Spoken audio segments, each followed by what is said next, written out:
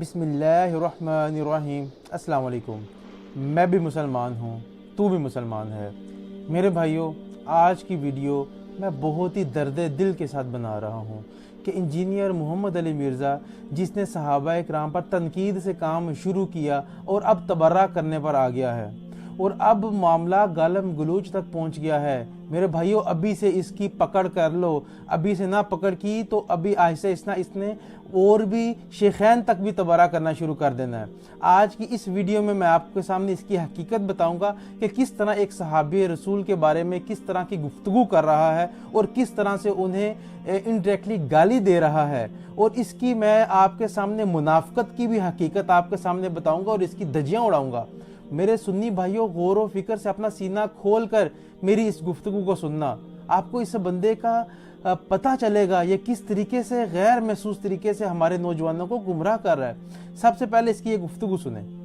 نا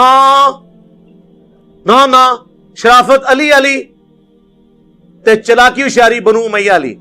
جدوں میں بنو امیہ کہنا تے سمجھ آیا کرو میں کدا نہ لے رہا۔ ہاں، یقین کرو او دنیا چستی آ جائے نا او کہ تو تے میرا بھی نکلے ہیں۔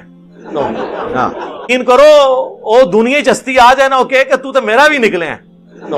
ہاں، یقین کرو او دنیا چستی آ جائے نا او کہ تو تے میرا بھی نکلے ہیں۔ ہاں، یقین کرو او دنیا چستی آ جائے نا او کہ تو تے میرا بھی نکلے ہیں۔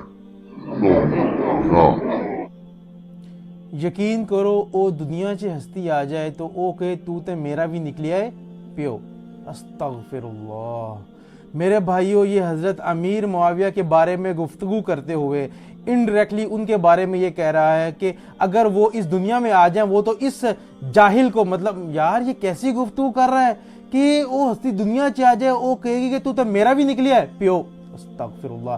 یہ اس کا مزاج ہے، یہ اس کے اندر کا بغض ہے جو ہم اتنے عرصے سے کہتے آ رہے تھے کہ یہ صحابہ کرام پر بغض رکھتا ہے، تبرہ کرتا ہے، ان کو برا کہتا ہے اور منافقت کر کے ان کو رضی اللہ عنہ کہہ دیا یا منافقت کر کے ان کے بارے میں گفتگو کر لی، جو ہم یہ مقدمہ قائم کرتے آ رہے تھے۔ اب اس نے اپنی یہ جو لاسٹ ویک ویڈیو بنائی تھی اس میں یہ اس نے بتا کر ثابت کر دیا ہے کہ ہم لوگ بالکل ٹھیک کہتے تھے، اور جو لوگ ہمیں کہتے تھے کہ آپ لوگ غلط اس کو کہتے ہو کہ یہ رافضی ہے، غلط کہتے ہو کہ یہ صحابہ سے نفرت کرتا ہے، غلط کہتے ہو کہ ان پر تبرہ کرتا ہے، تو میرے بھائیوں یہ آپ کے سامنے آ گیا ہے کہ حضرت امیر معاویہ کو کہہ رہا ہے کہ اگر وہ آج دنیا میں آ جائیں گے وہ انجینئر علی مرزا کو کہیں گے تو تے میرا بھی نکلے پیو۔ استغفر اللہ، استغفر اللہ۔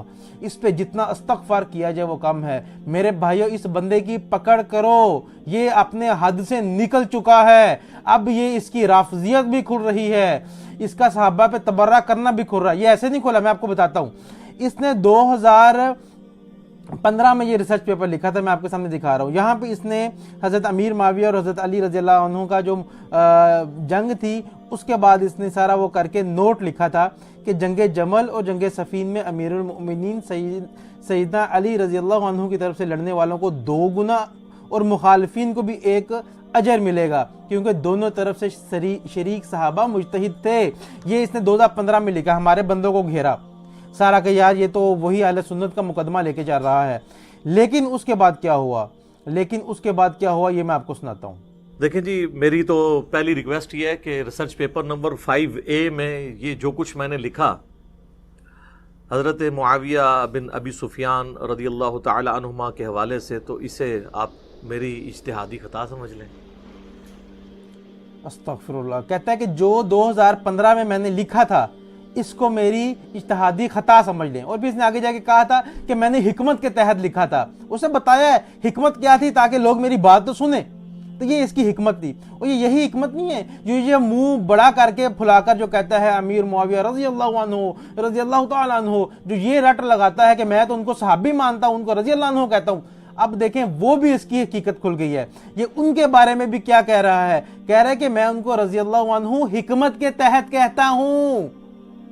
میرے بھائیوں، آپ کی ابھی بھی آنکھیں نہیں کھل رہی، آپ کو ابھی نہیں پتا چل رہا یہ اہل سنت کی صفوں میں گھس کر ان کے عقائد کی محبت جو صحابہ کرام اس کی دھجیاں اڑا رہا ہے، یہ اغیار کے جو کنسیپٹ ہے اس کو فروغ دے رہا ہے اور نفرت صحابہ میں یہاں بیٹھا ہوا ہمارے نوجوانوں کو گمراہ کر رہا ہے۔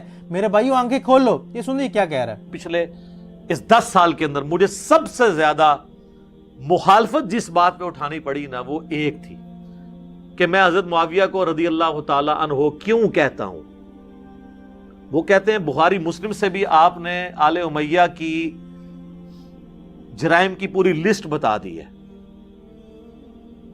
اس کے باوجود آپ جو باقی معاملات ہیں ان کو دیکھتے ہوئے بھی مین بیچ میں جو پرسنالٹی ہیں وہ تو حضرت معاویہ کی، آپ ان کو رضی اللہ تعالیٰ عنہ کیوں کہتے ہیں؟ تو میرا ایک موقف ہے، آپ اسے دعوت کی حکمت سمجھ لیں یا آپ یہ سمجھیں کہ میں ایک ریڈ لائن کو کراس نہیں کرنا چاہتا. یہ آپ لوگوں نے سنا کہ پچھلے 10 سالوں میں جو سب سے زیادہ مجھے تنقید کہی گئی ہے، تنقید کا نشانہ بنایا گیا، وہ یہ کہا کہ آپ حضرت امیر معاویہ کو رضی اللہ عنہ کیوں کہتے ہیں؟ میرے بھائیوں، اپنے ایمان کو حاضر ناظر کر کے جانو، اپنے گریبان میں جھانک کر یہ چیز سوچو، کیا ایک سنی بندہ ایک دوسرے سنی کو یہ کہہ سکتا ہے؟ کیا ایک صحابی رسول کو رضی اللہ عنہ کیوں کہتے ہیں؟ کیا ایک سنی یہ کہہ سکتا ہے؟ اس کا مطلب ہے کہ یہ کوئی سنی نہیں کہے گا، یہ اغیار کہیں گے، وہ لوگ کہیں گے جو صحابی رسول پر تبرہ کرنے کے قائل ہیں، یہ وہ لوگ کہیں گے جو صحابہ پہ گالی دیتے ہیں ان کو، یہ وہ کہیں گے جو صحابہ کو نعوذ باللہ کافر کہتے ہیں، وہ لوگ ایسے باتیں کرتے ہیں، اور وہ لوگ اس سے پوچھ رہے ہیں کہ آپ اس کو رضی اللہ عنہ کیوں کہتے ہیں؟ یہ بھی آپ کے سامنے نہیں پتہ چلتا، اور پھر کہہ رہا ہے کہ میں ان کو رضی اللہ عنہ اس لیے کہتا ہوں کہ یہ میری دعوت کی حکمت سمجھ لیں، یہ میں ریڈ لائن کراس نہیں کرنا چاہتا، مطلب میں کہنا نہیں چاہتا ان کو رضی اللہ عنہ، لیکن دعوت کی حکمت کے تحت میں ان کو کہہ رہا ہوں. استغفر اللہ. میرے بھائیوں، یہ اس کی اصل منافقت ہے. اسے منافقت ہی تو کہتے نہیں ہے کہ آپ کے دل میں کچھ اور زبان پہ کچھ کہہ رہے ہو، آپ دل سے ان کے خلاف ہو، ان کو تبرہ کرنے کے قائل ہو، لیکن اوپر سے ہماری سنی نوجوانوں کو گھیرنے کے لیے آپ یہ والے پینترے بدل رہے ہو. میرے بھائیوں، آپ ابھی بھی اس کی حقیقت جان جائیے. آپ کے سامنے میں نے دکھایا ایک صحابی رسول کو مخاطب کرتے ہوئے کہہ رہا ہے کہ اگر وہ آج دنیا میں آ جائیں، وہ کہے تو میرا بھی پیو نکلا. استغفر اللہ، استغفر اللہ. اس پر جتنا استغفار کیا جائے وہ کم ہے. اس بندے کی حد دیکھو، اس کی مجال دیکھو کہ کنایوں سے ایک صحابی رسول کو کیا کہہ رہا ہے. آپ لوگ اس کو کیوں نہیں پکڑتے؟ ایمان اتنا ختم ہو چکا ہوا ہے، غیرت بھی نہیں جاگتی. جو لوگ اس کے سننے والے ہیں ان کی غیرت بھی نہیں جاگتی کہ ایک صحابی رسول کے بارے میں یہ بات کر رہا ہے. ہمارا اہل سنت کا موقف ہے کہ ہم ہر صحابی کا دفاع کریں گے، وہ صحابی کوئی بھی ہو، سیدنا ابو بکر صدیق سے لے کے ہر صحابی تک ہم دفاع کریں گے.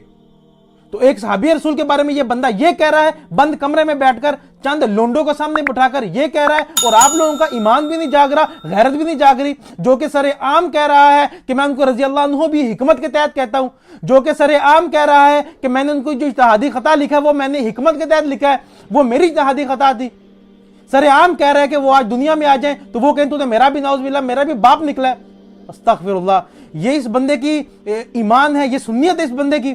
میرے بھائیوں، یہ بندہ اہل سنت کی صفوں میں گھس کر ہمارے موقف کی دھجیاں اڑا رہا ہے، غیر محسوس طریقے سے سلو پوائزننگ کر رہا ہے.